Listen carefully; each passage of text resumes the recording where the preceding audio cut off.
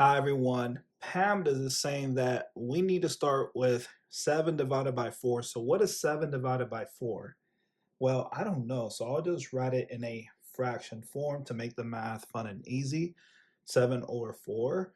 And then let's bring that 5 minus down, but in a fraction form. So 5 over 1 equals 5 does not change to 5.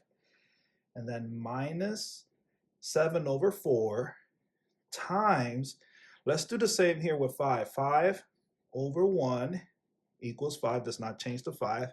And now we're looking at this. Looking back at PEMDAS, PEMDAS is saying that we need to multiply first. So we multiply across. So 7 times 5 is 35. And then 4 times 1 equals 4.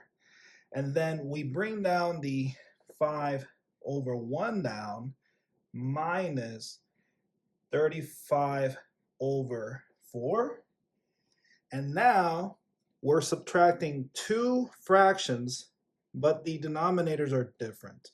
So we're going to use the butterfly method, where we're going to draw two wings, two antennas, and a body. And I want to use a different color for this. I'll use green. So we're going to multiply 5 times 4. That's the first wing. Here's the antenna. 5 times 4 is 20. And then 1 times 35, that's the second wing. And here's the second antenna. 1 times 35 is 35. And then here's the body. 1 times 4 is 4. And we have our new denominator, which is 4. Don't leave yet, because we need to find the decimal answer for this math problem. And we know that we need to subtract 20 minus 35. We're just going to flip those numbers around and know that it's going to be a negative. So the answer is going to be negative. So 35 minus 20. So we do this. Well, 5 minus 0 is 5, and then 3 minus 2 is 1, and it's negative. So the answer is negative 1/5 over 4, or 15 over 4.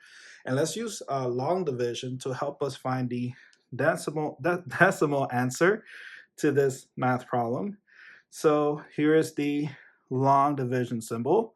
And so the 15 is going inside the long division symbol. That is called the dividend.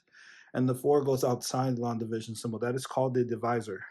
And so how many times can 4 fit into 15? Well, I know 4 times 2 is 8. 4 times 3 is 12. 4 times 4 is 16. That goes 1 over 15. So 3 it is. So I'll write 3, and then we multiply.